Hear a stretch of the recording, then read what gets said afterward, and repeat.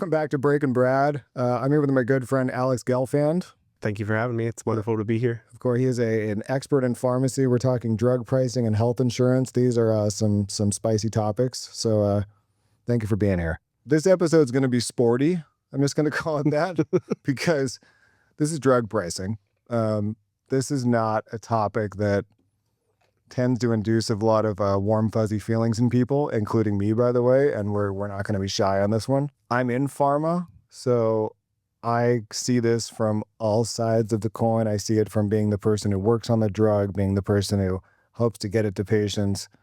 But I also have seen it as a patient, because I existed for a number of years, on medicines, years and years of antibiotics and whatnot.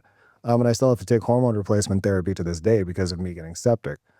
So I've seen some, I'll call it surprising prices, but I've never totally understood why the pricing here and the distribution here is so different to other parts of the world. And I wanted somebody to come in today and actually educate me, because no matter how hard I try, I cannot understand our drug, I'll call it chain of custody. Is the best way to put it, maybe. It's like there's the manufacturer, there's the distributor, there's the pharmacy, then it gets to the patient, but then the patient's insurance pays for it, but then there's like an intermediary that determines the price, and I don't even know who gets paid when. It's confusing as hell. So everybody, this is Alex Gelfand. Alex and I go back to the beginning of 2015. He worked for my original partners, and just please introduce yourself. Yeah, absolutely. So Alex Gelfand, I'm a pharmacist by trade. We met about, 10 years ago now, in North Georgia, and that's where we're back again. So my great uncle was a pharmacist. Wow. My mom was a pharma rep. So I just kind of have it on the DNA. I was pretty much born to be in the pharmacy world. So that's carrying out my legacy and what I feel like I really should be. So coming up through school, I started interning and did a rotation in non-sterile compounding, which is how our paths first crossed. Yeah. And then from there, I graduated into sterile compounding, which I then turned into pharmacy management and operations management. Oh, the business side. Yep. Yeah, you're the guy. Okay, yeah. And then from there, I went into clinical program management, which is where I now reside. So I first did it from the pharmacy side, and now I'm on the manufacturer side. And it sounds like your family probably actually did like the mortar pestle. Yeah, so my great uncle had one of like the last mom and pops in Pittsburgh, and he literally had like a soda fountain and like mortars and pestles. And I actually have a little mortar and pestle collection that sit like right on my desk in my house. So I have my grandma's from, I forget what year it's from. She graduated pharmacy school in the 40s. She was one of two females in her class. Wow. Just a phenomenal woman, brilliant, very eccentric, very Jewish grandmother to a T. Mm-hmm. But she was so far ahead of her time. But I have hers and I have my godmother's, both brass mortar and pestles that sit like right on my desk right beside me all the time. So yeah, they're cool. It's like one of the few things that like I'm really proud to have, and like a keepsake that I will really try to. I'm very material, so I have a lot of stuff, but like those are like the things that are like sentimental. Some people call them hoarders. We're going to call it a collector. Yeah, right? Sure. Yeah, I may or may not have a family member who we call a collector. Yeah, that's me. So explain what the school pathway is for becoming it's a doctor of pharmacy. Yep. Right? So I did it through an accelerated path. I did 2 years of prerequisite work, which is basically just undergrad. Bio 1, Bio 2, Chem 1, Chem 2, OChem 1, OChem 2, kind of like your pre-med curriculum. And then after those 2 years, I did 4 years of pharmacy school. And those were all specifically within the School of Pharmacy at the University of Pittsburgh. So we had a dedicated class. I think it was like 96 or 102 of us. We had every class all together. This isn't like pharmacy text. This is that's a doctorate. Yeah, and we shared some of the classes and curriculums with the med school students. So like all of our tests were in Scaife Hall, which was the medical school. And our building was actually shared with the dental students. So we didn't share classes with them, but we shared space. And so we were all just intertwined, and some of the professors would go between the schools of whether it was medicine or pharmacy, PA. They would bring people in from physical therapy or occupational therapy so interdisciplinary and really good, say full on. The biggest thing that they really told us the difference between us and the med students, where ours was the same thing that you're learning about, the body systems and everything like that. Ours was just more focused on medications and what they do to the body systems, whereas the med school is just like more on the system and then what the drugs could actually do to it. So pharmacy school is PharmD, so doctorate of pharmacy.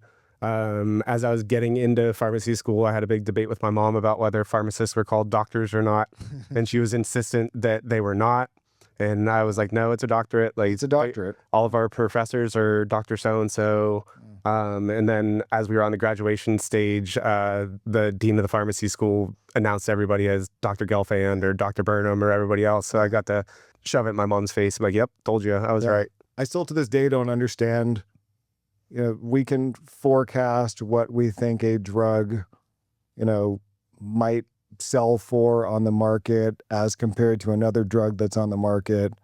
But then there's all these people in the middle with their hands in their pockets, because I keep getting told by the people who've sort of been born and raised in pharma, you got to account for the rebate. You got to account for the wholesaler. You got to account for average retail price. It's, I'm used to things like CarMax. I kind of like the CarMax model of life. Amen, Like, brother. you cruise in there. It's like, this is the price. We're still going to be friends afterward. Yep. I don't want to get into the haggling and the hidden prices and anything like that. So I'm with you 1,000% that I prefer the CarMax method of there's a sticker price and that's what it's going to end up being, rather than trying to do this song and dance and doing tango with a car salesman, transaction, and know what it is. Transparency is the whole name of the game. And that'll probably be a theme of what we talk about through today. So explain to me how drug pricing is compared to a CarMax. The car shows up. If you want it, you pay X price.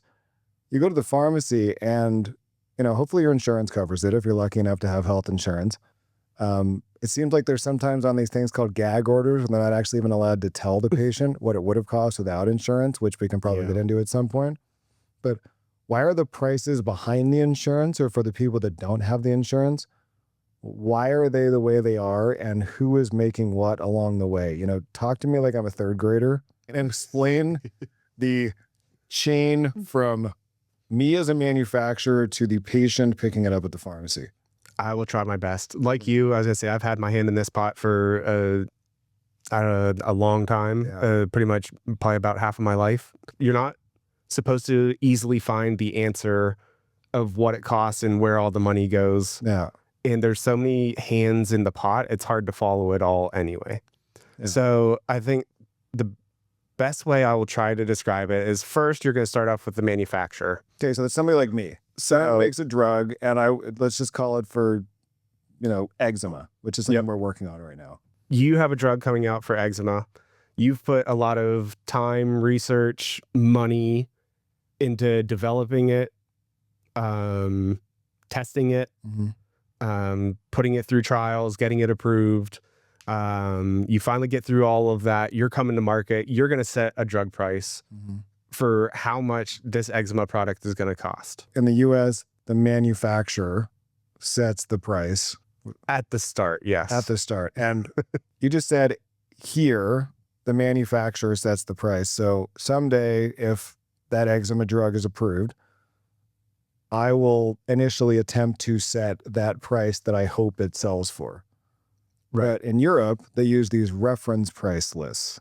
The chain of custody there is the drug company wants to sell the product. The only insurance company is the government, because it's socialized medicine. I'm not a socialist, but this is a situation where this may actually be a decent system to think about. Or just maybe the number of people don't need to be so many. There's like a scale. They look at value. They look at money that went into it. They look at potential benefit to the patient.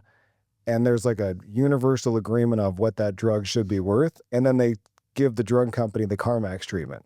We'll pay this and kiss my ass if you don't like it. So here, it's the drug company that goes to the insurance companies and says, we think you should pay this. Is that what you're saying? Yeah, so that's where it kind of turns into, is so the manufacturer will set a price for it. Yeah. And then kind of the chain of command and how it will go is very rarely, or I guess I should say, the rule is more often that the manufacturer will create the drug and then it goes to a distributor or wholesaler. Like a McKesson or a Cardinal or something exactly. like that. Okay. At the price that the wholesaler will buy it is your WAC, which is your wholesale acquisition cost. So what they're buying it from the manufacturer. And they're a wholesaler, so that's an easy term to remember. Yep. So the wholesaler buys it at the wholesale acquisition cost. Yep. Got it. Okay. As I say, this is going to turn into a super convoluted mess, but there's no other way to do it. This is a super convoluted mess. That's why we're here. We're trying to unravel it, So if we can. the wholesalers will have contracts and agreements with the manufacturers to get discounts and rebates from the manufacturer for what they buy it from, so that it'll turn into less than wholesale acquisition cost. Fast forward, you go from the wholesaler distributor to the pharmacy. Okay. They also have contracts and discounts and rebates built into their agreements. With the wholesalers. With the wholesalers, correct. So based off of your volume and what you're buying is one example of this, that you may get a certain discount off of everything that you buy because you buy so much of it, they're going to give you some money off of what you buy. From there, that's where your patient, or it could be a clinic, it could be a pharmacy, a health system, whatever it may be, is coming from the wholesaler. So there's an agreement between those two. And then that is going to be probably your last step between the patient and the end user, in where the reimbursement for, hopefully if they have insurance, is going to start coming into play. Let's say I have my employer issued health plan. Okay. Let's say it goes through United. Okay. I have, based on the plan that they've created in whatever medication it may be, there's formularies, so there can be covered or it cannot be covered. So formularies, when your drug company is willing to pay for a drug that your doctor prescribes for you, just to clarify. Right. Got it. So every insurance company has their quote unquote formulary. Right? Yep. So formulary, think of like approved list. Got it. Okay. You have your approved list, and then within that approved list, you can have like preferred drugs and products or tiered products, depending on the plan that you have. And there's so many different plans and different ways that this can go. This may pertain to you, it may not. Like some plans have tiers, some don't. Some have preferred drugs, some don't. It's like a handful of darts, and you pick it up and throw it behind your head. Some may land on the floor, some may land on the ceiling, some may land on the board. It is all over the place. So, and I'm almost jumping in because I'm irritatingly confused. So I'm trying to understand this too as we go. So your doctor writes you a script for something because you need it. How does he know what your insurance company is going to cover? That is a wonderful question. And a lot of times they don't. So then if I'm given a script for, I don't know, throw a drug out there. Let's do Tremfya. It is a ulcerative colitis, Crohn's, psoriatic arthritis. It's a newer drug that is injectable. Okay, so I have ulcerative colitis, hypothetically. My doctor writes a prescription for that. I go to the pharmacy, and then I hand them my insurance card. I don't know at that moment if my insurance is going to cover it. So what will happen is the pharmacy will take your insurance card, and they'll do what we generally call a benefit verification or benefit investigation. So what they're going to do is they're going to take the information on the prescription, so drug strength, frequency, and compare it to, there should be a diagnosis code on there. And things with Tremfya is more of a referral than a straight prescription. So they're going to get your H&P, your whole history of things that you've done in the past, your diagnosis codes.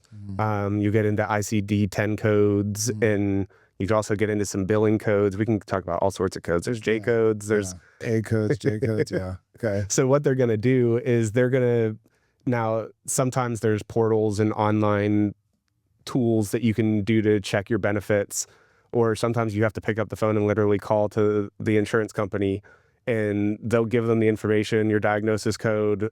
They'll pull your plan and see if those billing codes are covered as a formulary on your insurance. And then they'll talk to you about what your deductible is, what your out-of-pocket is, and then it kind of goes into if it's a preferred drug, if it's non-preferred drug, if it'll fall into like which tier and which pricing it'll be. And then it'll come back to co-insurance and copay of how much they cover, how much will come directly out of the patient's pocket to go into it, and then how much the actual pharmacy will get paid based off of what the plan contracts are with the pharmacy of how they pay and reimbursed for each drug. And I think there's those things on like formulary cards from your insurance company. It's like exactly. the preferred drug, the non-preferred drug, and then you might have a lesser copay or more. Is that because they've actually decided that there's a group of drugs that we would rather reimburse? And how do they get to that preferred list? That's a big question. So that is a very loaded question. Yeah. So there's a few things that go into it. And I'm going to say you're going to start getting in, hearing some of my opinions on this. Please.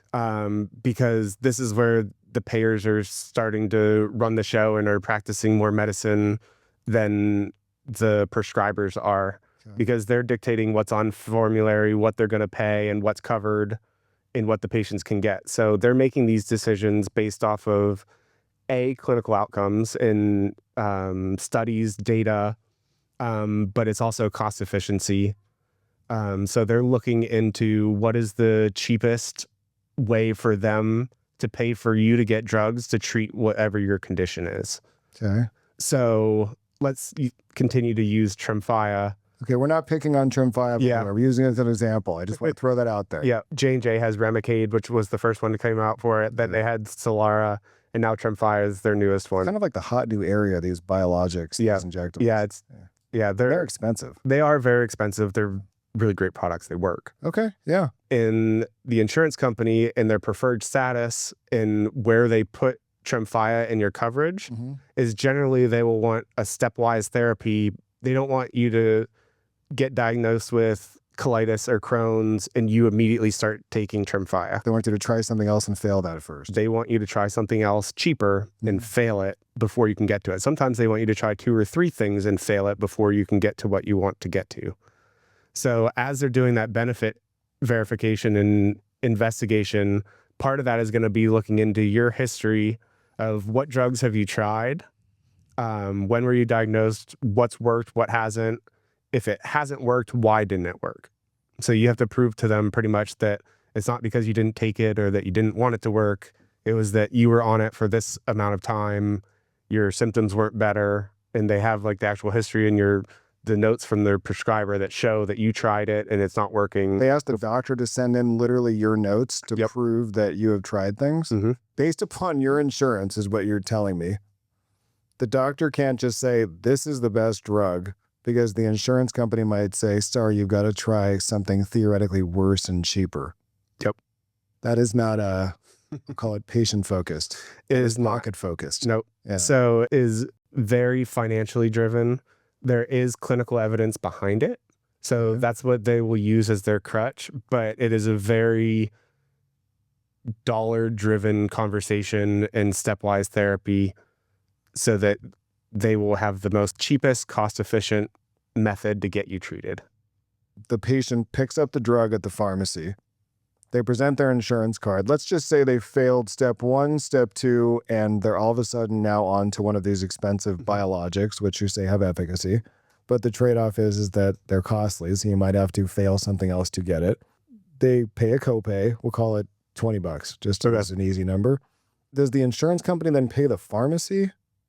Right. So the pharmacy, they buy it from the wholesaler, but are they out the money when they buy it from the wholesaler? Is it almost like they get it on? So the pharmacies can actually get screwed on this. If they can. These biologics will, a lot of time, especially if it's a infusion or if it's a prescriber administered medication, a lot of times will fall under more their medical benefit than their pharmacy benefit. Almost like a procedure versus like a drug? A little bit, yeah. Which is another layer of this onion that we're going to try to chew our way through. Okay. On the medical benefit, generally what will happen is they'll use a term called buy and bill. This is the pharmacy? The prescriber's office could do it. Okay. So basically, it's literally what it says is you buy the drug. So let's say I'm the pharmacy. I'm going to use my $10,000 to buy this drug. I'm just making up that number. Okay. That's just for even round because numbers. that's what the wholesaler's charging you. Yep. Based upon how much you have already agreed to purchase, based upon whether or not you're a good customer. So mom and pop get screwed here. They can. They can, yes. Yeah, but let me put it this way. Larger purchase orders get better pricing. Yes. Okay, got it. Okay, so you buy it from the wholesaler and you're out the money. Yep. And so you just have to hope that the patient can pay for it? So it's more that the insurance is going to pay for it than the patient, because the patient's like, if the copay is only $20, Yeah. that's not going to touch anything for your $10,000 out that you Yeah. bought this drug for. So when you get the prescription and you do that benefit investigation, Okay. you're then going to go into, especially with something like these biologics, you're going to get into probably a prior authorization, first of all, because they're such a high dollar. They're going to make you jump over some extra hurdles to make sure it's covered on their plan. This is when they call the doctor Yep. and do all that. Okay. Yeah. got So it. you're going to call the doctor, prescriber, get some all those extra informations. They can, I say, you can get into, this is where they're going to like show the history and the stepwise failures and make sure that you go jump through all the hoops to make sure it's actually covered. So then they'll issue you a prior authorization. They literally will fax you or send you a letter that says, hey, this is Alex and all of his information. This has been approved for this amount of doses or this many visits or 6 months or a year. And basically it is just something that says like, yeah, we're going to cover this, except it's not binding. They literally put a stop binding. Says we may or may not cover this. exactly. So They think we will. you jump through the hoops where we think we should pay you, but until you submit it and it's perfect, we're not going to pay you. Got it. So they can change their mind at the last Yep. second.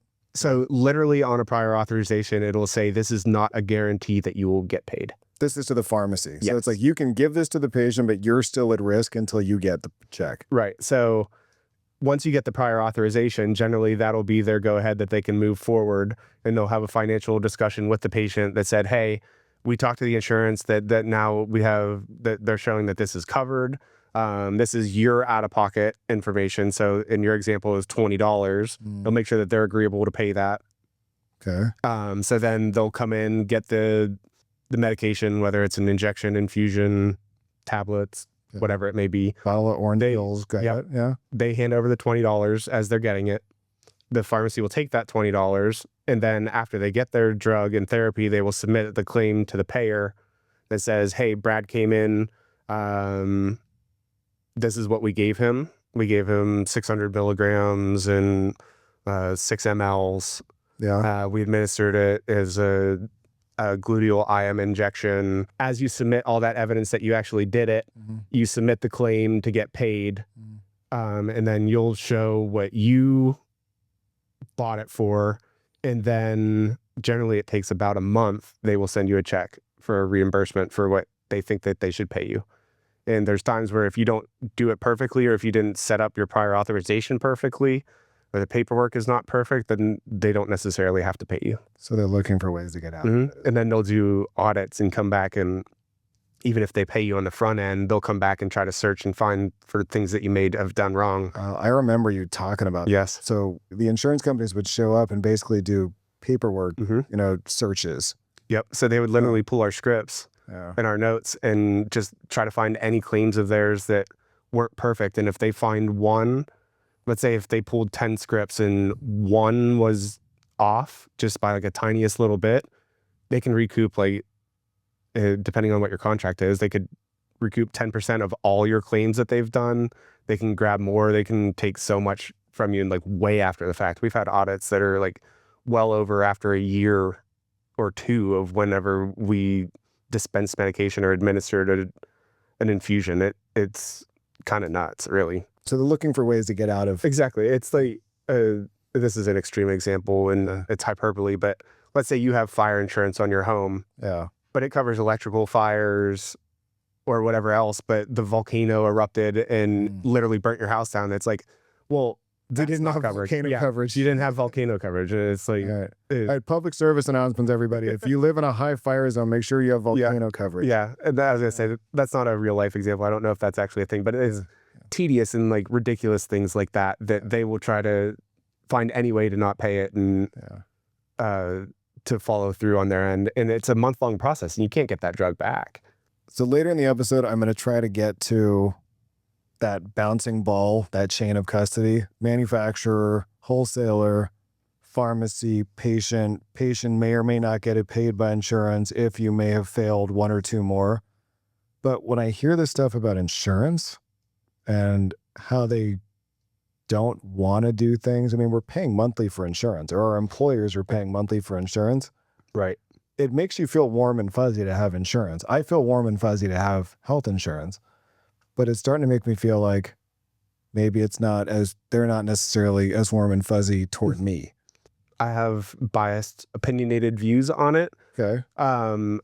I don't have that warm and fuzzy feeling that they literally care for me as a patient and somebody under their umbrella. I've seen things where it seems like decisions are being made very nearsighted, and we don't want to cover things that may prevent things in the future because you may change employers and you may not be under my plan for when that happens in the future. So they won't want to cover things for long term because they think that you may not be their patient anymore, and that's not going to be their problem. Yeah. And that does not give me warm and fuzzies that I'm going to get the best care that I could possibly get right now. Yeah.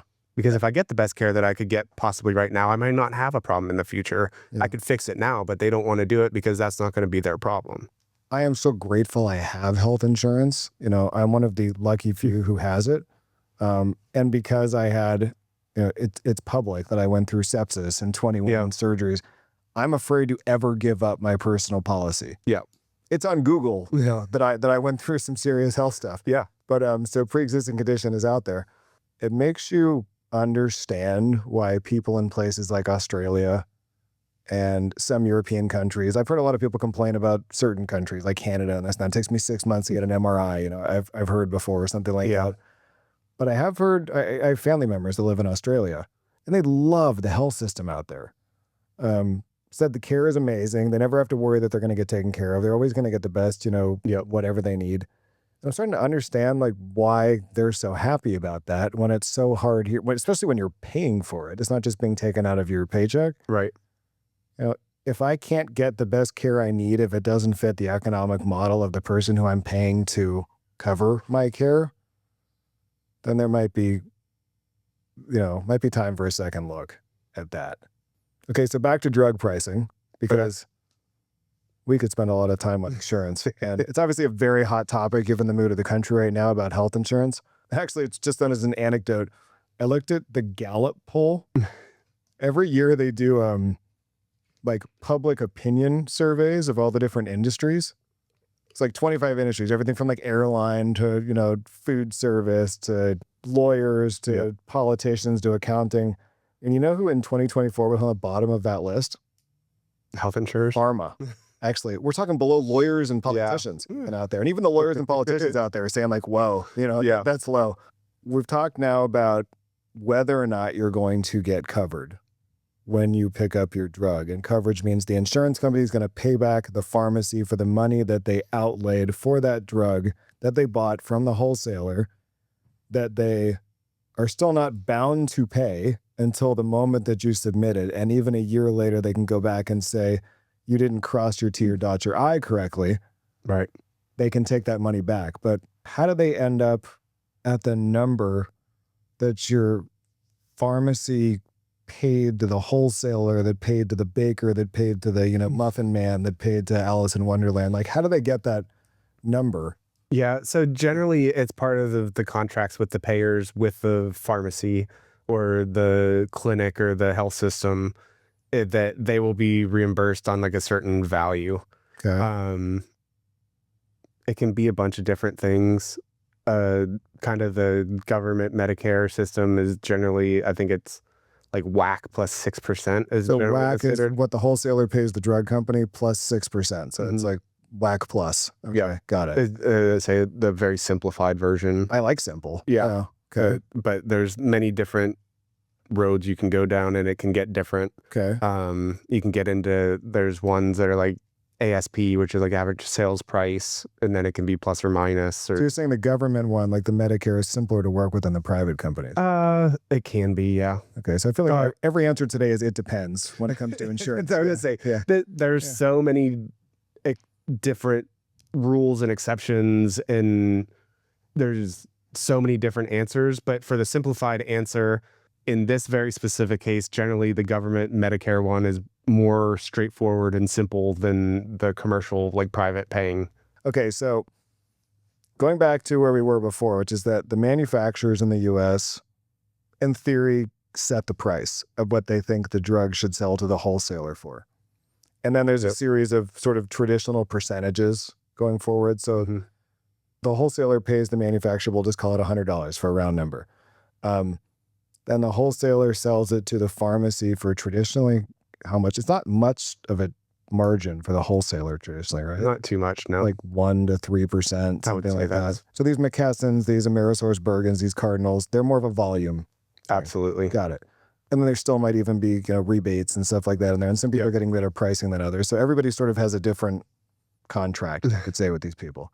The pharmacy will work with certain insurance companies, whether or not they're a contracted, a vendor, you could say? Like if they have a contract with that insurance company? Yeah, I would say contracted entity, but yeah. Okay, so fine. Difference. So the pharmacy has to basically stay in good standing with the insurance company in the hopes that patients that have that coverage come to that pharmacy, right? If somebody comes to my pharmacy that, let's say, I'm not contracted with your plan, generally I can find that out pretty quick and I will direct you where to go. So it's not just like I'm just going to turn you away and say, nope, not covered here. That I'll say, hey, we looked into this. We don't have this contract with Aetna, but Joe's pharmacy down the street does. Okay. And so we'll try to direct you to where you should go. Okay. Because when I start doing that benefit verification investigation, the plan will tell me of where it can go, or if I'm out of network and it's going to cost extra, of where is in network, or if I'm not contracted, what is contracted. So they'll kind of tell you where to go. The pharmacy sells it to the patient for what is the traditional markup out for that? Like what is average pharmacy markup? So let's do the WAC plus 6%. Okay, so then we're looking at, but what about the wholesaler in the middle? Let's use your example. So the pharma sells it to the wholesaler for 100. Okay, and then the wholesaler sells it to the pharmacy for 105. Yep, the pharmacy is going to get 106. Okay. Based off our WAC plus 6% example. Okay. So the pharmacy will take that $1, the wholesaler will take their $5, and the manufacturer gets their 100. Okay. In this example. And in theory, the pharmacy may get nothing still at the end. Possibly. I keep hearing the term PBM as an acronym, and I know a little bit about what they are. I know that most pharma companies said that their pricing, and most pharma companies believe strongly that their pricing would be lower without them. And the current administration is trying to do more about transparency when it comes to PBMs and where the rebates going. But in as simple a language as possible, can you explain what a PBM does? PBM is a pharmacy benefit manager. Okay. They are essentially a third party that is being contracted to come in and set the formulary, that approved drug list of what the plan will cover, won't cover, and how much generally will be reimbursed. Okay, so I'm going to try and translate that for myself. And so the PBM works on behalf of the insurance company, in theory. Most of the time, yes. They can be independent, but a lot of times they're... That's probably the original intention, is my guess, so right? The original intention is really that it was more like a discount card than anything. But originally it was set up to try to give people coverage and basically lessen the playing field of what people could get, to simplify it, and that these things would be covered and it would be like a discount card. Okay. So it would help patients streamline what they can and can't get, and also make it cheaper for them. So it's a patient benefit manager as well, in theory. In the beginning. In the beginning, yeah. Okay. So sounds like it's grown some additional arms. Yeah, I was going to say, it has blossomed into... It's a friendly term. Yeah, okay. An opaque, payer-owned mess. Okay. So now what it has turned into is a bunch of vertical integration where payers will own the PBMs and it'll fall under their umbrella. So you mean like, let's use an example payer, and I'm not speaking specifically about one. Let's just use Cigna. Cigna may own a PBM. Yep. So Cigna owns Express Scripts. Cigna owns Express Scripts? Oh, that was a huge purchase. Wasn't that like $67 or $70 billion? Like numbers that you don't... Like monopoly money. Yeah. Like that money somehow was in an account, but nobody could ever fit in a room. Right. Yeah. It was for astronomical numbers. Okay. Cigna owns Express Scripts for monopoly money. Yep. Okay. Cigna will contract through ESI, which they own, to make their formulary of what the Cigna plans will cover or won't cover. Okay. But they own it. But they own it. So there seems like a conflict of interest. It is Like just a little bit. a lot of it. Okay. All right. So, But to make Okay. things even better and also be a conflict of interest, Cigna also owns pharmacies. okay. So now what they can do is they know what's the cheapest and what's most profitable. So they can make decisions of those drugs will be on their formulary. Okay. And they can create carve-outs that you have to get it filled through their owned pharmacy. So they can't go to a competitor. You have to bring it back to yourself. Oh, because you're covered by Cigna. Yes. And your company you work for may use Cigna for healthcare. So everything is within their own system. So they negotiate their own pricing. They have the volume because they're huge. So then they get more rebates and discounts. Okay, the rebate thing. Explain this rebate thing to me. So I as a farmer, in fact, I'm just going to tell you the pharma side of it. If I as a company make a drug for a particular indication, I'm going to call it, red nose syndrome. I'm just going to use a non-existent disease. We're just going to call red nose syndrome. I put, even with a lean company, we spend $75 to $100 million to get this drug all the way through the FDA because it ain't cheap. Right. This is a big system with a lot of steps, and I wish it were cheaper. And this is why the pharma companies set their prices so high to begin with. Yeah, because they spend a lot of money to get stuff in that. Now, there are some companies that have some waste. I'm going to say that, and I'm really proud of the fact that we don't. But yes, even the leanest of companies, I can say this is me, is going to spend $75 to $100 million to get a drug to market, minimum. To get good data that the patient can also feel good about using the drug and the doctor can feel good about prescribing it. To keep them safe. They're not getting the market if it's not safe for the patient. No, it's medicine. Right. Like it should be safe. Right. Yeah. So I'm perfectly happy to conduct good trials to prove that, my red nose drug that we're talking about here is going to be safe for the red nose patient. Right. So if I spent $100 million to create that drug, I have to think, okay, X number of people have red nose syndrome. I'm going to bet that we get 5% of the market the first year, maybe 10% total the second year, 30% the third year. And I'm going to actually come up with a price that in theory should at least give me back the money that we spent because it's a for-profit company. Everybody wants pharma to be not for profit, but unfortunately, it's a for-profit company. Nobody's telling Ferrari to lower their prices. I would appreciate a Ferrari. I'd like a Ferrari to land on my driveway with no scratches on it. It'd be great. But pharma's a for-profit industry that spends a ton of money creating things for health. Hopefully, most of the time for, important indications. Red nose syndrome might be behind cancer in line, I would say. But in this case, I need to get that money back and in theory, give my investors a return on their investment. So I'm going to come up with a price. And in this case, I'm going to say we spent $100 million. We think our red nose drug should cost $500. So now I want Cigna to put my drug on their formulary. So I talked to the pharmacy benefit managers, though, to get to Cigna's formulary because they control the formulary. Mm-hmm. And then the pharmacy benefit managers, they're like the bouncer at the door in this case. Pretty much, yep.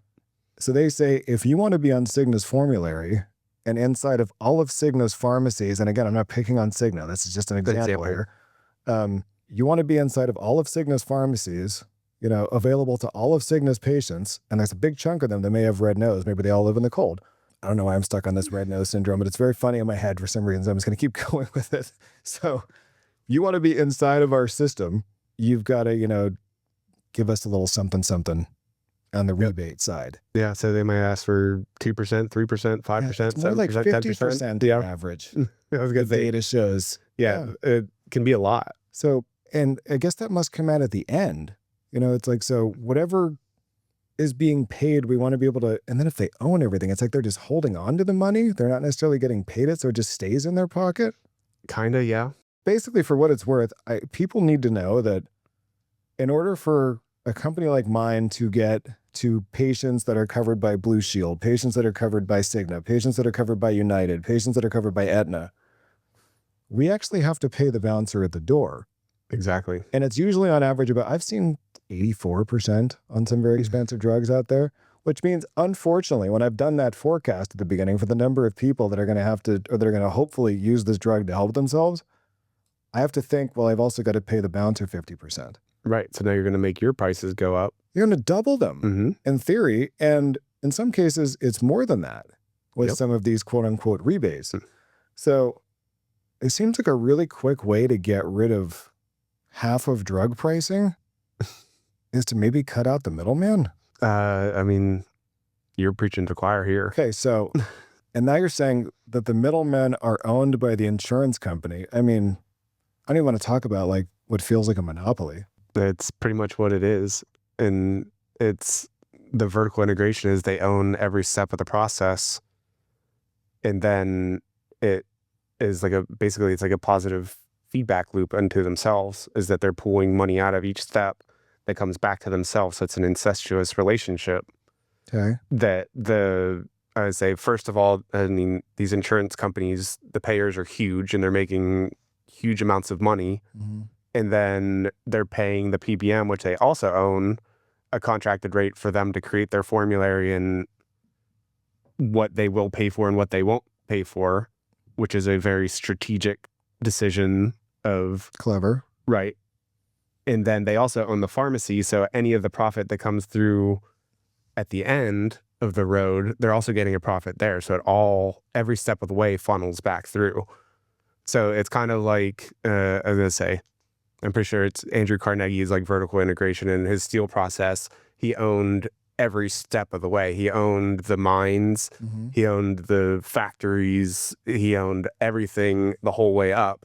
Mm-hmm. So then he controlled everything and then it brought more money back into himself. That's basically what these people are doing. Okay, so nowadays when somebody owns too many steps of the process, the government will come in and say, you're violating antitrust laws and monopoly laws. So why is that not a thing here?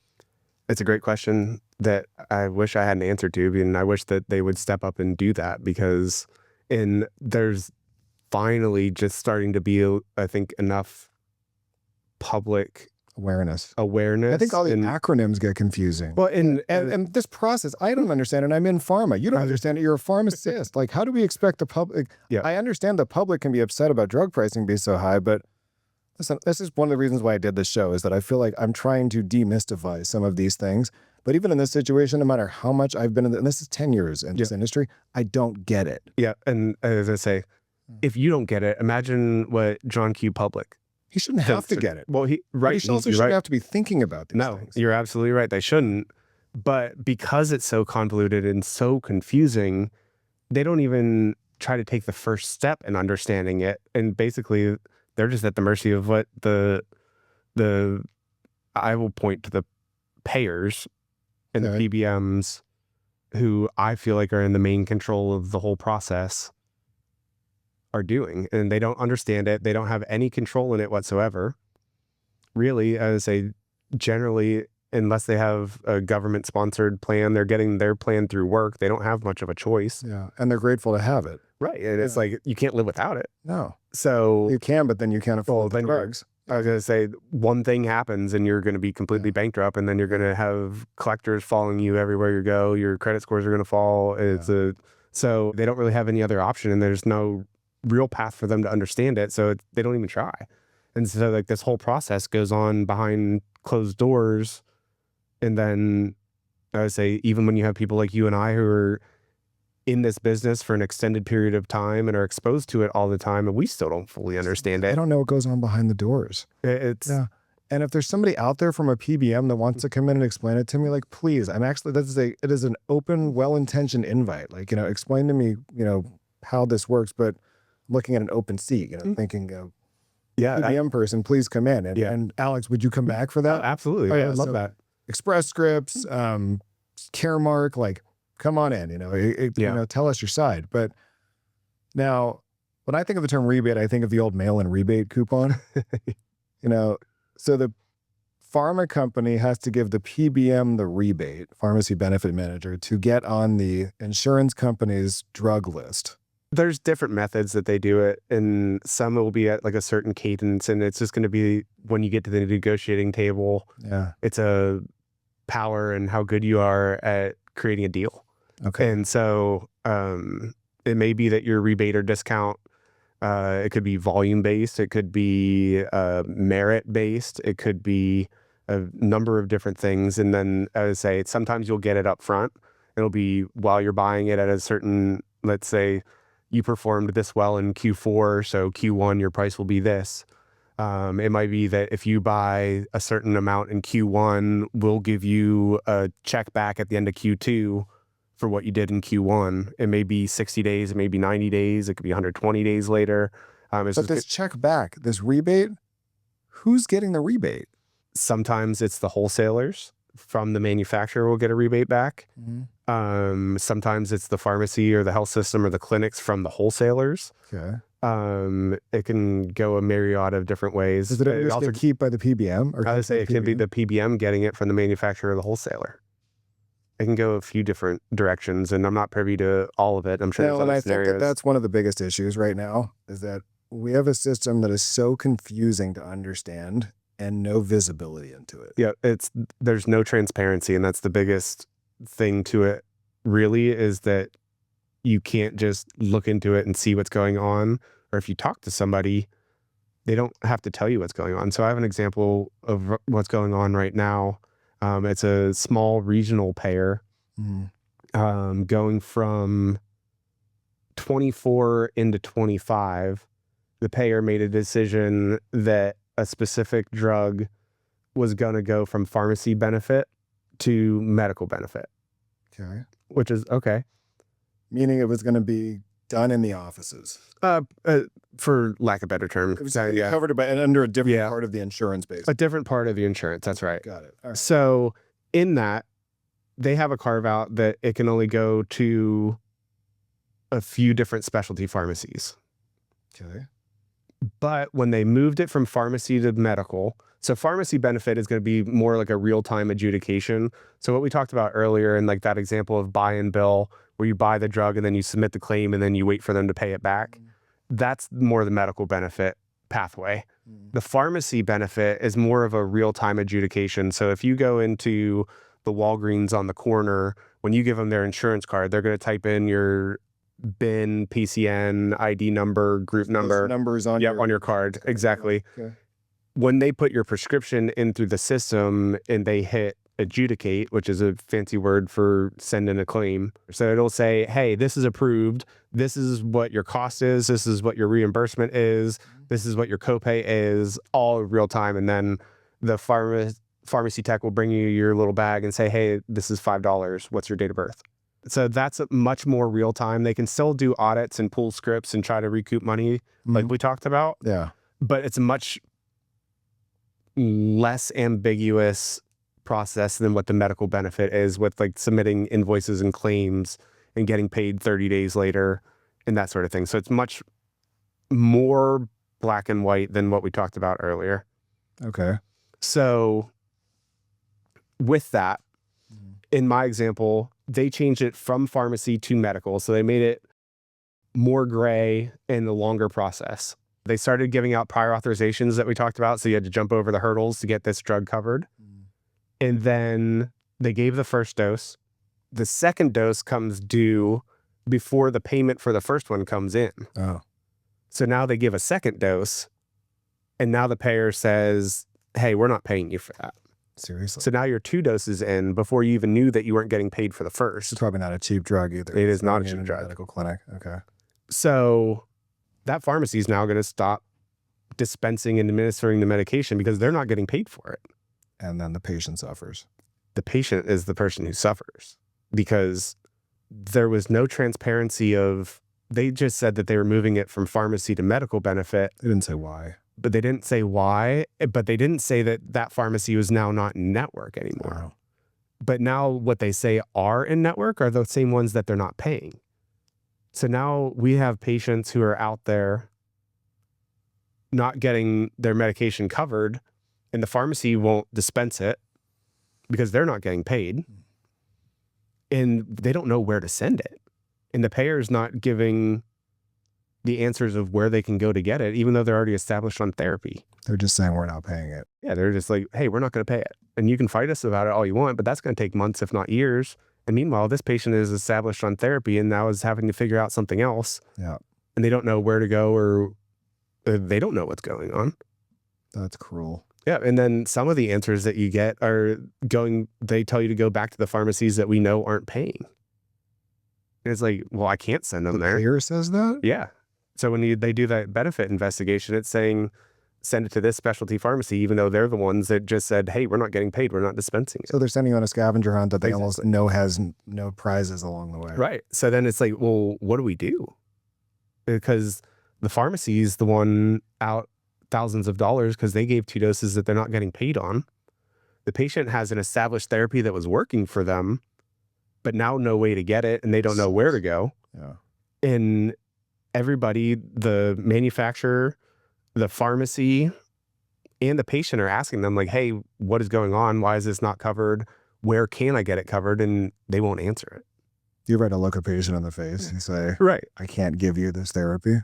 But they don't have to do that because they're behind all these But you walls. have to. Oh, I'm saying, have you ever had to? Oh, I've had to, yeah. And there's gut-wrenching. Right, yeah, and you want to hand them this drug and basically pay out of your own pocket, but it's probably 10 or 20 grand. Right, and then when you get into these specialty pharmacies and like these specialty medications that they're super expensive, but they've had to jump through hoops to get there. Yeah. And every hoop that they get through, and you know this, you've been severely sick like this before.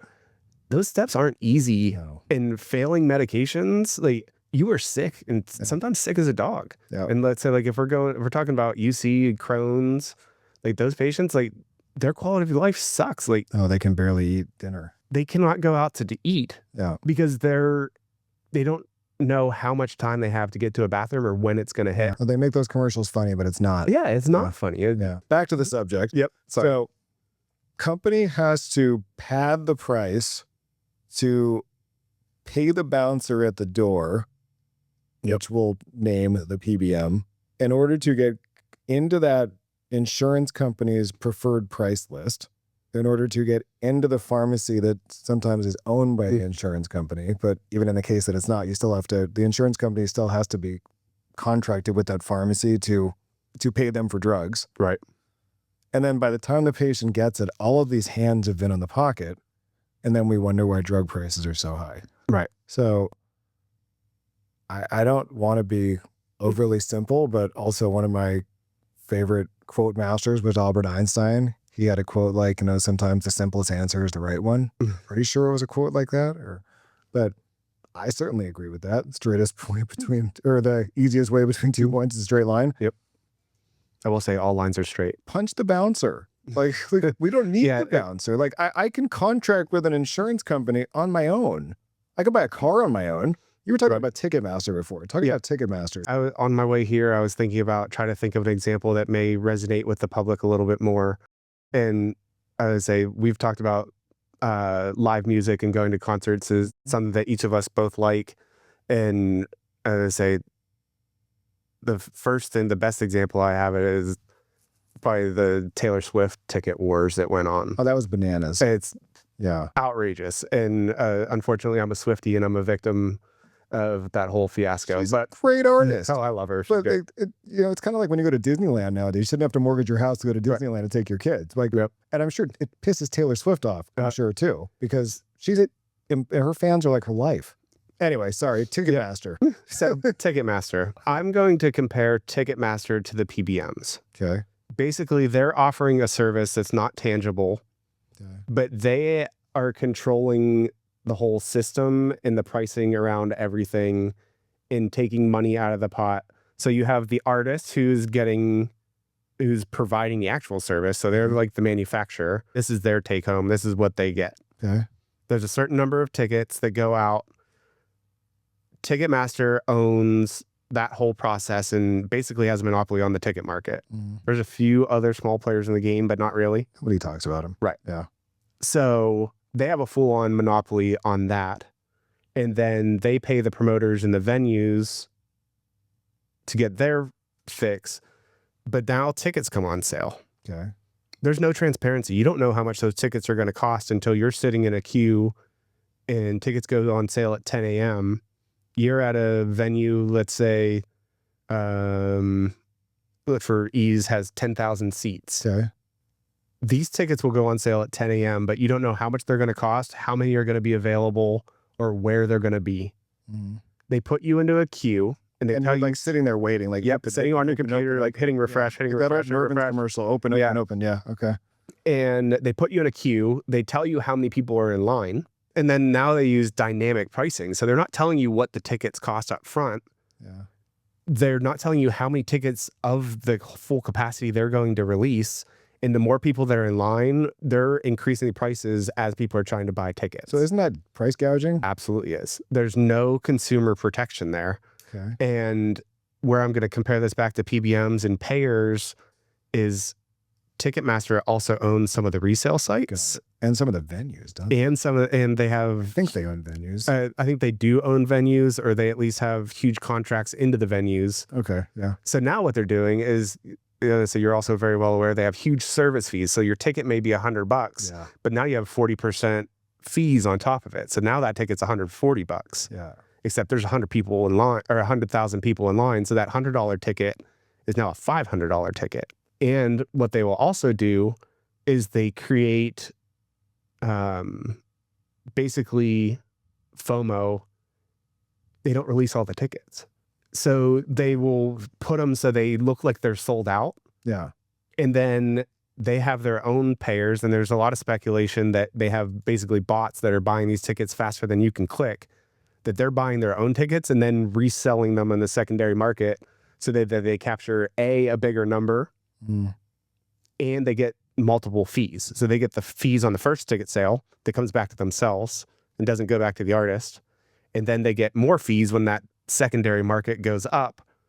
It's a percentage. It's not a set fee. But now that they own so many steps along the way, they just keep taking and taking and taking. And the artist is going to claim that they don't have control of the ticket prices. They agreed to get this much for their concert. Yeah. But the fans or the patients at the end are the ones who end up are getting screwed or paying more and more and more because everything feeds through the middle and is paying all the hands in the Ticketmaster along the way. In this particular case, we don't know. We don't know. That is speculation. But also, we don't know where that rebate's going with the PBMs and the pharma companies that have to double their pricing. Right. And there's no transparency in any of it, whether it's the PBM with the manufacturer, the PBM with the wholesaler, Ticketmaster with the artist, Ticketmaster with the fan. We don't know where that is and where it's going. We can't see that. And there's incestuous relationships through it all, whether it's verticals through payers, PBMs, pharmacies, or Ticketmaster, StubHub, whatever it may be.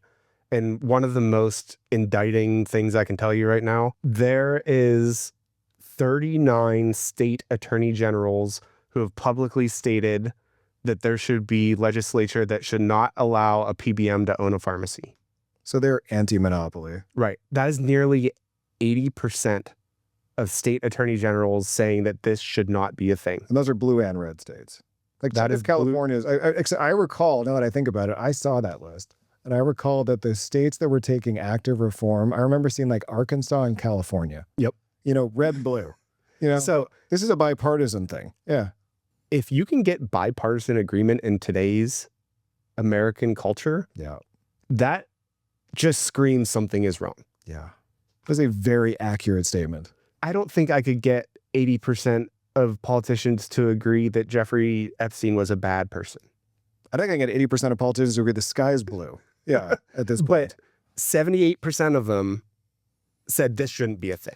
Have you heard of Mark Cuban's Cost Plus Pharmacy?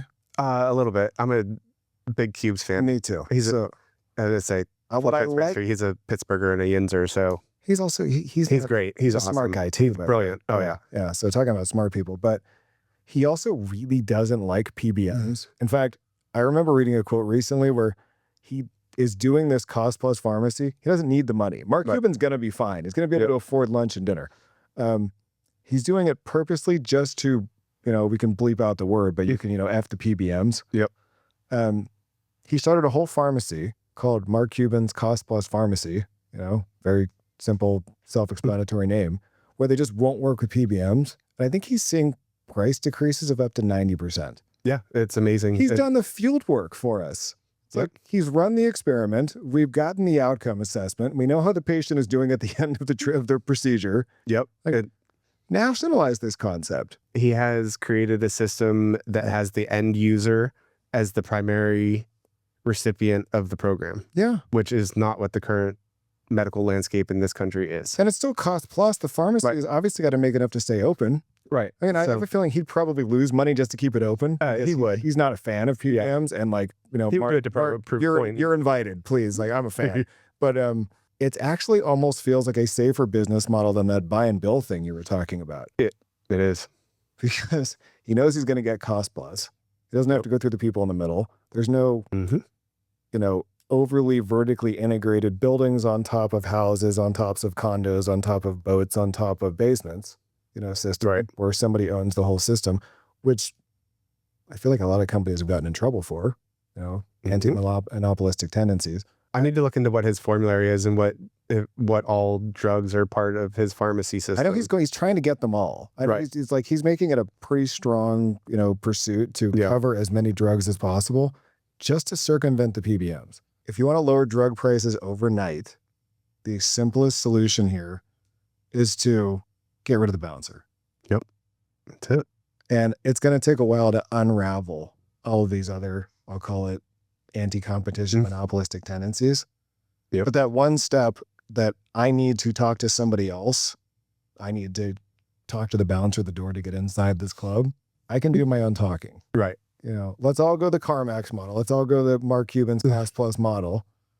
And the pharma companies would be happy to, they're going to get the same money in the end. Because if their goal is to get $100, but they have to make it $200, but they're going to lose $100 anyway, they're just going to make it $100 because it's the same net profit.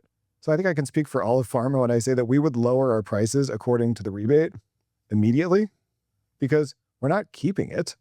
So what's the point? Right. If you take out where they have that vertical integration and like basically they're feeding unto themselves and making formulary decisions based off of specific carve-outs of what pharmacy it can go to because it's going to themselves and let more, say, freedoms of the patient to choose which pharmacy they're going to go to, or... It feels like democracy to me. Right. So it's like, if you would take that part out of it, make it more transparent so you can see that this PBM is out here owned by this company and making this decision of what's on their formulary. It's like if that was transparent, you could see who's in bed with who and follow where it goes, and there'd be a lot more questions. Yeah. So if you take that vertical integration out where they own every step of the way, and you can see why they're making these decisions of what's covered and what's not, some of these ideas are good. It's just they take them too far, and there's a greed component of it that makes it not good. Like some of those like stepwise therapy and like you have to fail therapy before you go to the next one are created for the right reasons. Like let's use antibiotics and antibiotic resistance. Yeah. You shouldn't jump to a super expensive antibiotic that only works for a certain thing. Like, yeah, it may kill the bug that you have, but Augmentin, which has been around for ever, may also kill it. And now you're going to build up resistance to that super expensive one that you don't have to pay. There is a well-intentioned premise behind it. But once you start owning the different steps and start choosing what has more steps or what doesn't based off of what makes you more money, or it's the old country club that this manufacturer's given us better stuff, or better rebates and better deals, so we're going to include them on formulary, that's where it falls off a cliff and it's a very slippery slope, and that's where we are today. The concept of the rebate becomes a problem just by existing. Like, there shouldn't be a competition to get to patients. It should be decisions made by the doctor based upon best practices, based upon good research, evidence-based medicine. That isn't necessarily a waste of, system money, more burden on the healthcare system. But those decisions shouldn't be made by the insurance companies. They're practicing medicine more than the prescribers are, or the doctors are. Yeah. Because the doctors don't have control of what's covered on the patient's plan. So they might want to write for this, but it's not covered. So now they're writing for something that they don't think is best for the patient just because that's what they have a path to payment and the patient could pay for. Yeah. Because if it's not covered, like that patient isn't going to pay $10,000 for a dose. I take Synthroid because my thyroid was destroyed as part of the sepsis, the endocrine disruption. Right. And I went to the pharmacy and all of a sudden the brand name Synthroid wasn't carried out. And hormones, you're supposed to stay on the same one because the generics can be a little bit different. I'll get into that on another episode. I mean, they're supposed to be what's called bioequivalent, but there can be some variants. But hormones you don't want to mess around with.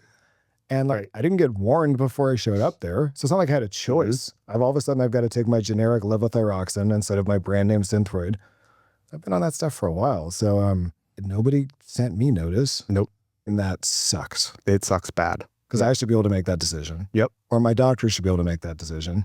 Right. It's not fair to the patient who's the end user here, who has no control over any of it. Wow. And they're the ones who end up getting hurt. And I would say it seems like a easy decision on a spreadsheet, but whenever you put Brad behind it and look you in the face, is a different story. And it's hard. And there's little things like Synthroid's a great example, that the brand and the generic are very, very volatile, and there's differences. The plus or minus 19% I've read. Cuban and warfarin one is a great example too, because there's so many different factors that go into it. And like it's summertime, if you eat a lot of green leafy salads, like it affects your, it affects or not potassium, vitamin K, I think. K. Yeah. That's going to affect your levels. The Cuban diet does not have a lot of salads, I remember. Yep. Yeah. Exactly. And just because you were on a certain dose for an extended period of time and then you stopped and went to something else doesn't mean that you can just jump back to that other dose. You have to figure it all out again. Yeah. It is a huge pain in the you know what. Yeah. And they say it really sucks for the patient trying to figure it out, but it's not easy for the doctor or the pharmacist either. Like I've spent weeks of rotations, just all we did was sit there, manage Coumadin levels and trying to track patients down and get them to get their blood work and get the levels down. And then when they're off, try to figure out, is it a lab error? Did they have a change in their diet? Is something else going on? Did they start another drug? It is a massive puzzle piece that I say, like the PBMs, it can go down a very different number of roads and it's hard to maintain. So whenever you have somebody else dealing out the cards and dealing off the bottom of the deck or stacking the deck like the payers currently are. It's a great term, by the way. Yeah. I would say you have to play the cards that are dealt. Yeah. And it's not always fair. And I hate the word fair. I don't think that, and fair does not mean equal. Yeah. So it's one of those things, but that's what it is. And they're the house, and the house always wins until we get somebody to step in and change it.